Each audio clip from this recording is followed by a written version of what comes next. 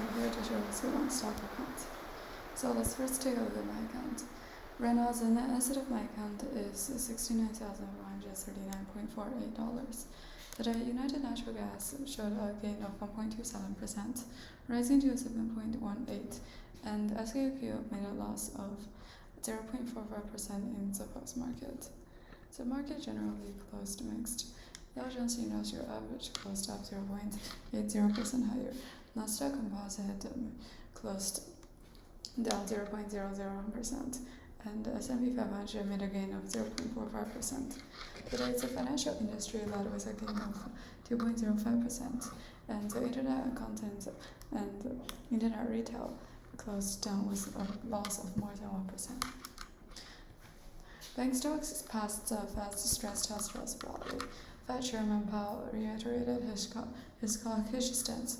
U.S. first quarter GDP was revised up to 2%, exceeding expectations, alleviating market concerns about an economic recession. Bank stocks such as Morgan Stanley, J.P. Morgan Chase, Goldman Sachs, and Wells Fargo generally rose after the Federal Reserve released a report saying that all 23 U.S. banks participating in its annual stress test can withstand the test of a severe economic recession. Federal Reserve Vice Chairman Barr said, "Today's result confirms the banking system remains strong and resilient. But testing is only one way to measure its strength, and efforts should continue to ensure banks can withstand a range of economic scenarios, market shocks, and other pressures." Trading session for the first half of 2023 was drawing to a close, and the stock market has performed strongly higher. So far, S&P 500 has risen more than 15%. Nasdaq Composite rose nearly 30%, had for its best day since 1983, as enthusiasm for AI sector fueled a flurry gains of tech stocks and chipmaker performance in the first half.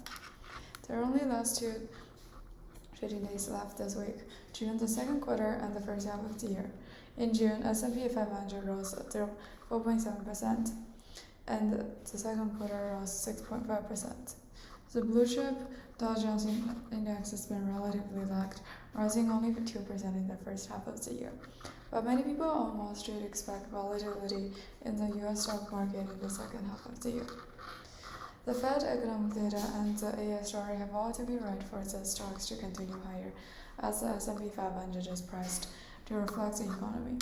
Jason Zhou, head of asset allocation in the Americas at the UBS Global Wealth Management. Investors continue to focus on the latest comments from Fed Chairman Powell on the tightening cycle. He said at a forum hosted by ECB on Wednesday that stricter policies are still on the way as the Fed continues to fight inflation. That includes the prospect of rate hikes in the back-to-back meetings, he added. He said at least 2 interest rate hikes may be needed this year to bring inflation down.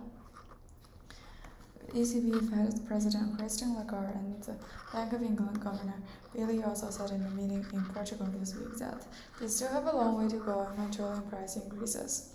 Lagarde also acknowledged that recession in the Eurozone is likely this year, although that is not the ECB's baseline scenario. She told the committee that a rate hike is highly likely in July and that monetary policy makers still have more reason to do.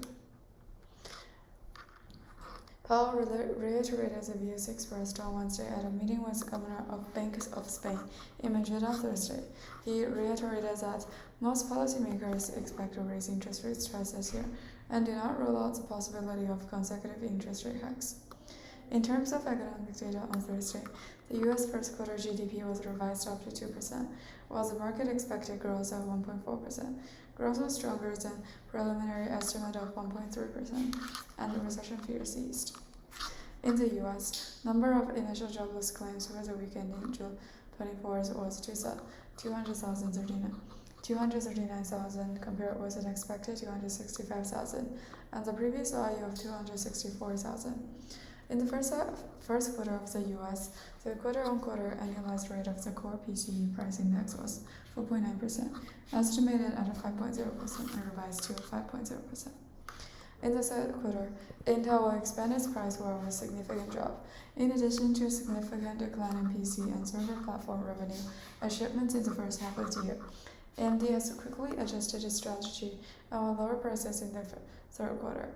Tesla's domestically made Model 3 facelift will continue to upgrade the battery pack, especially the basic rear-wheel drive version, which will use the new M3P lithium iron phosphate battery from Intel Times. In addition, sources reveal that the 63 kilowatts battery pack is not only used for the modified Model 3, but also a platform solution can also be used for the subsequent Model Y modified models. That's all I have for today. Thank you for listening. Don't forget to subscribe. See you next episode.